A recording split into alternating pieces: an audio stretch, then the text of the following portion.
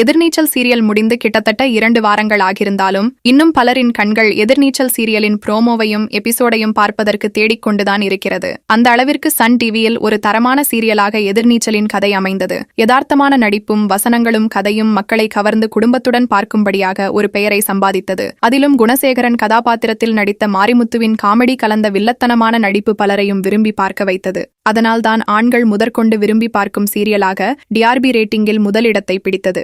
ஆனால் குணசேகரன் கதாபாத்திரத்தில் நடித்து வந்த மாரிமுத்து மறைவிற்குப் பிறகு நாடகமே தலைகீழாக மாறிவிட்டது. ஆதங்கத்தை வெளிப்படுத்திய அப்பத்தா அந்த வகையில் மாரிமுத்துவின் இறப்பு குடும்பத்திற்கு மட்டுமல்லாமல் எதிர்நீச்சல் சீரியலின் மொத்த டீமுக்கும் பேர அதிர்ச்சியாக இருந்தது. தொடர்ந்து எப்படி நாடகத்தை கொண்டு போக வேண்டும் என்று ஒரு ஐடியாவே இல்லாமல் கண்ணை கட்டி காத்துல விட்ட மாதிரி இருட்டாவே இருந்திருக்கிறது. அதன் பிறகு அந்த கதாபாத்திரத்தில் நடிக்க வந்த வேலராமமூர்த்தி நடிப்பு மக்களுக்கு ஒரு அதிருப்தியை கொடுத்தது.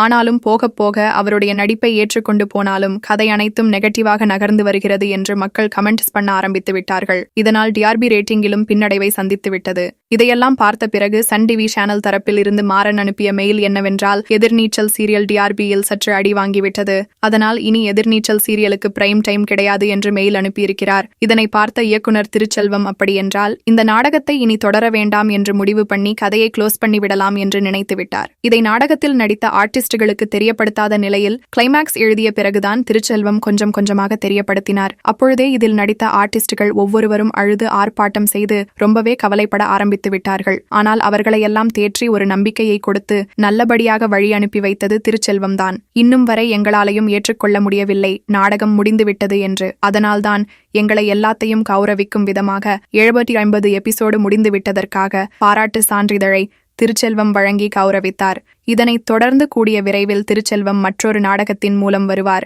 ஆனாலும் இந்த மாதிரி ஒரு கூட்டணி கதை கிடைக்குமா என்பது சந்தேகம்தான் என்று எதிர்நீச்சல் சீரியலில் அப்பத்தா கேரக்டரில் நடித்த பட்டம்மா சமீபத்தில் அளித்த பேட்டியில் அவருடைய ஆதங்கத்தையும் சேர்த்து எதிர்நீச்சல் சீரியல் க்ளோஸ் பண்ணின காரணத்தை போட்டு உடைத்திருக்கிறார்.